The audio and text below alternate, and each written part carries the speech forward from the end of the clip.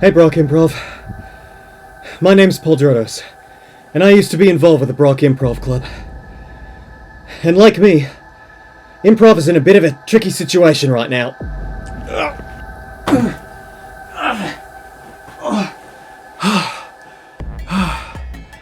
Improv comes in many different forms, and if you're one of the very few that started in coronavirus times, you're going to notice a bit of a difference.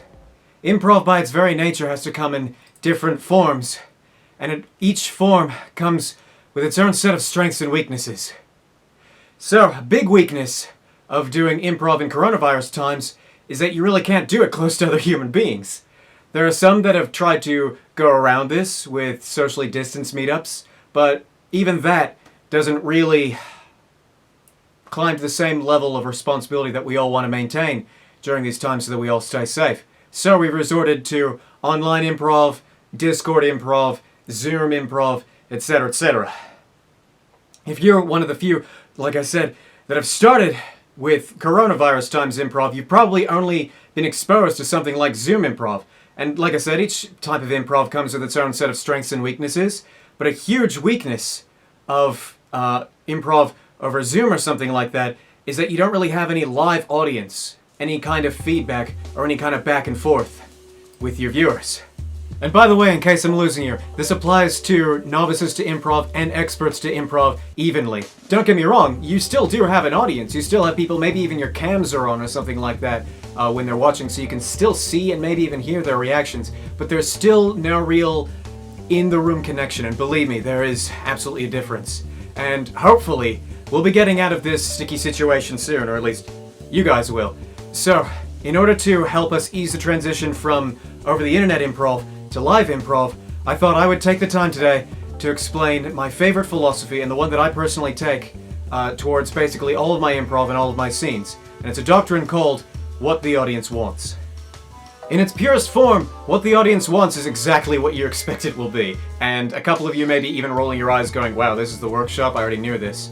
And it's not enough to know, one also has to feel. So what the audience wants is basically the doctrine of going into a scene, understanding the contract between the performer and the audience member. If you go on stage, you're usually going to get an ask for, and even that is writing some sort of understood note of consent to the audience, basically going, hey, we're going to do something that's completely made up on the spot, and to prove it, we're going to ask something from you that you know that we didn't have beforehand. So if I say, hey, could I please get an object? What's that? A bottle of orange juice? Sure. The person in the audience who said bottle of orange juice knows that they just came up with that on the spot. So they know that these people doing this improv scene must also be coming up with this on the spot. And the rest of the people in the audience assume this person is not a plan. So that's already like sort of one aspect of it, but it goes a lot deeper. And it's really, really hard to explain this without actually getting to do a scene where you're surrounded by people. But believe me, if you've done live improv, you're probably nodding along to this. You know exactly how it feels to sort of be in the room and know when, say, something has worked or when something hasn't worked. There's this sort of like palpable tension in the air when you're doing improv, and you know, like, oh, I didn't make the best choice there. And the sucky thing about doing improv over Discord is I couldn't name you the one variable that's missing, but that's robbed from you. You no longer know if what you're doing is really hitting. You can't really feel the room. You can't read the room. And you can't go like, oh, was this a good choice or wasn't this? And that sort of back and forth between the improviser and the audience is what makes what the audience wants so special. So what the audience wants as a philosophy is being aware of this relationship and this contract and trying to benefit the most from it. Now this may leave you going, now hang on there, Paul, if that is your real name. I know improv, I've been around the block, and sometimes we want to subvert expectations and do things the audience didn't expect. And actually, yeah, I agree with you, and that actually ties into what the audience wants. Doing what the audience wants ties into not only what they were hoping you would do, but also subverting their expectations. And this ties into two small ideas that play into improv a lot: offers and promises. Offers are basically things that you will use to build the scene. You've probably heard that lingo used before, or maybe under a different name. I don't know. I'm not your dad. Anyway, offers will be something as easy from a foundation of the scene, going on stage and going, wow, my name is Benjamin. Suddenly you're giving the offer that there is a person named Benjamin. You're also giving a little bit of an invisible offer that you're hinting, hey, someone else interact with me. If you go on stage and go, it's a swell day to deliver the mail, you may see another improviser go up and go, hi, mailman, could I please have some mail today? Don't do it as overtly as this. This is a terrible example, but I'm also improvising this, so wink. Anyway, promises are another thing as well. If you hint at something earlier on in the scene, you know that something is going to come around. It can be something as overt as, like, boy, I sure hope nothing bad is going to happen to me on my birthday. But it can also be something invisible. It can be something more subtle.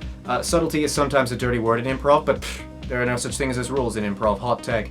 Anyway, so if you want to do a promise in a subtle way, you can maybe go, wow, today is the best day ever, in the beginning of the scene. Here, you can kind of sense if I just went on stage and just went, this is the best day ever, in like somewhere in the first 30 seconds of the scene, you can probably glean from that things are not going to go well, right? But that's weird, because I never said things are not going to go well later because my character said this is the best day ever. I just sort of said this is the best day ever. But you, as an audience member, were just sort of filling in the blanks and going, oh, I bet I can know what's happening next. That's what the audience wants. Whether it's a promise that you make overtly going, hey, I wonder if the number 2 is going to come up later in this improv scene. Again, don't do that.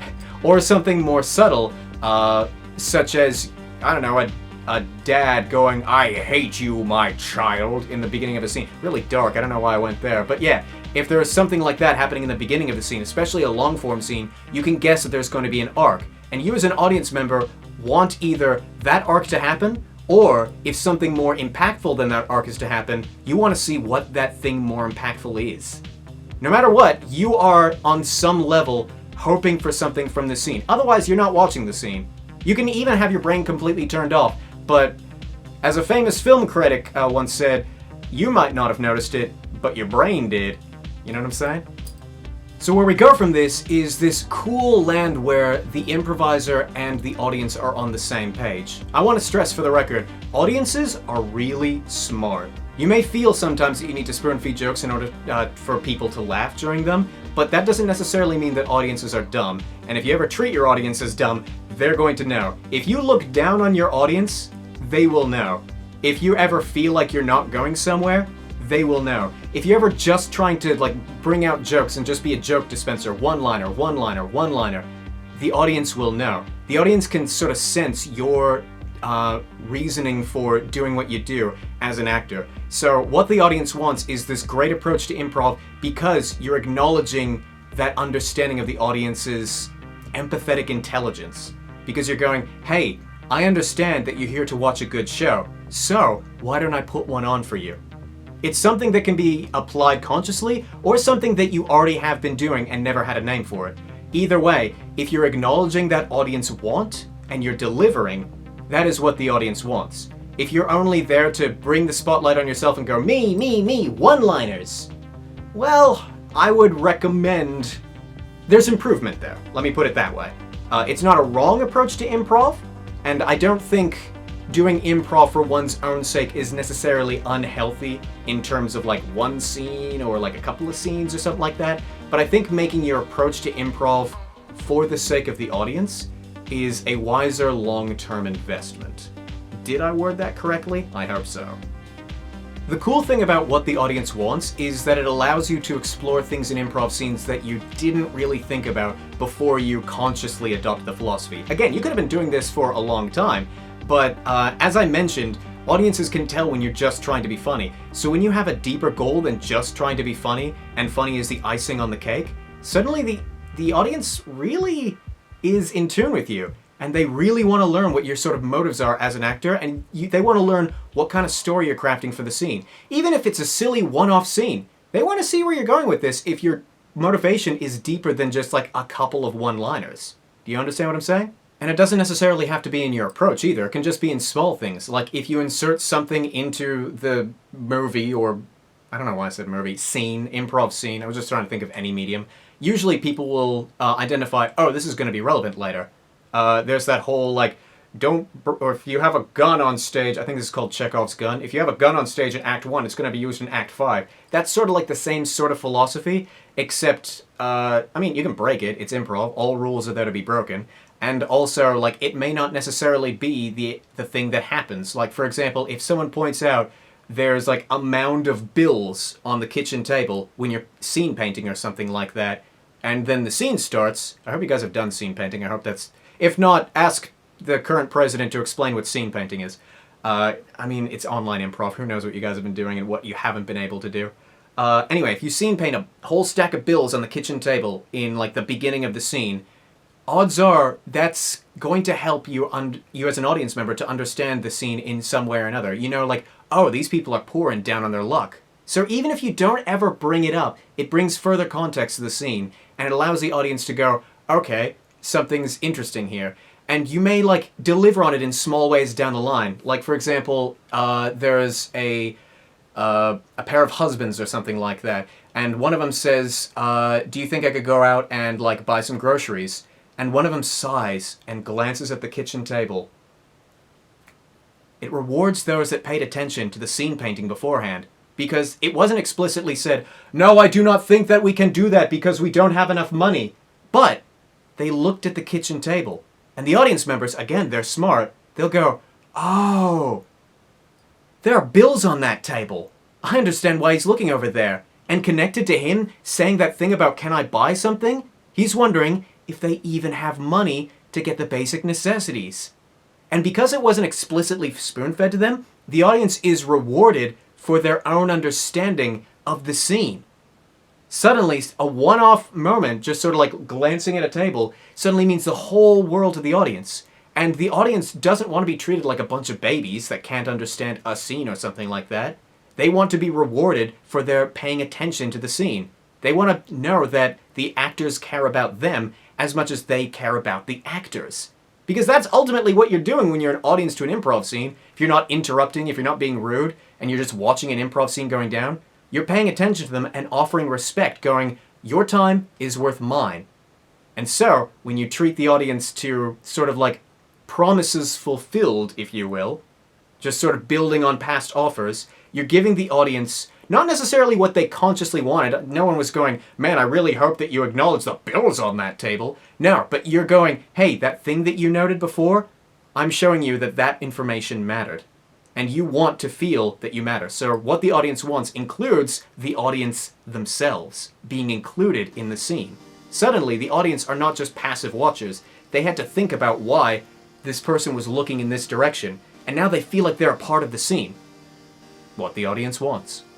Okay, I'm a bit pressed for time right now because I don't know how long this workshop is run. Robin's probably going to kill me if, you know, I'm not dead when she finds me. However, I do want to leave you guys with, like, one small example. So I'm going to paint the scene for a small improv scene. You're going to have to, like, imagine this. Feel free to close your eyes or something like that. I don't know. Okay, so the scene opens.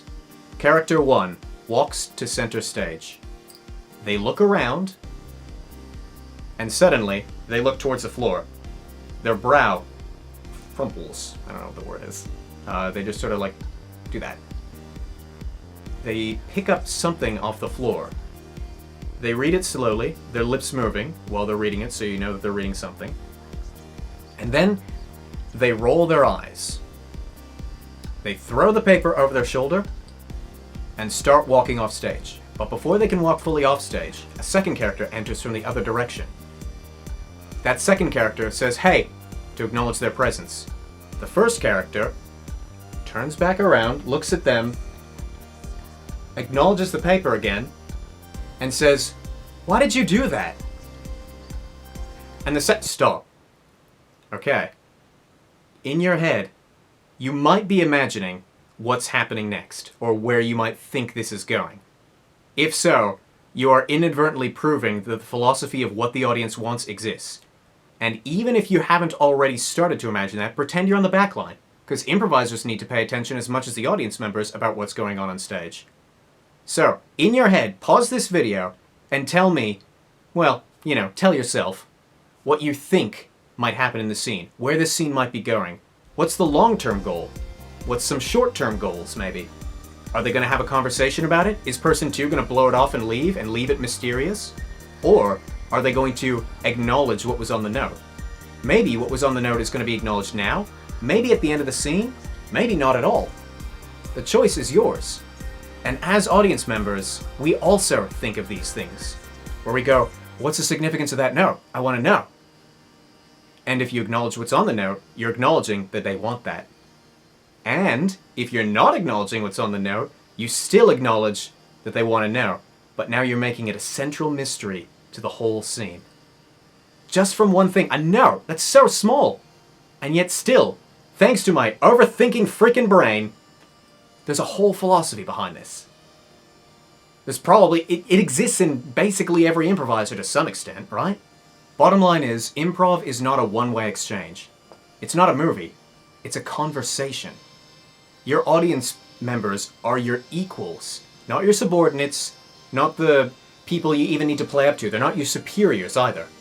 There can be many schools of thought on this, but I argue that audience members should 100% be equals.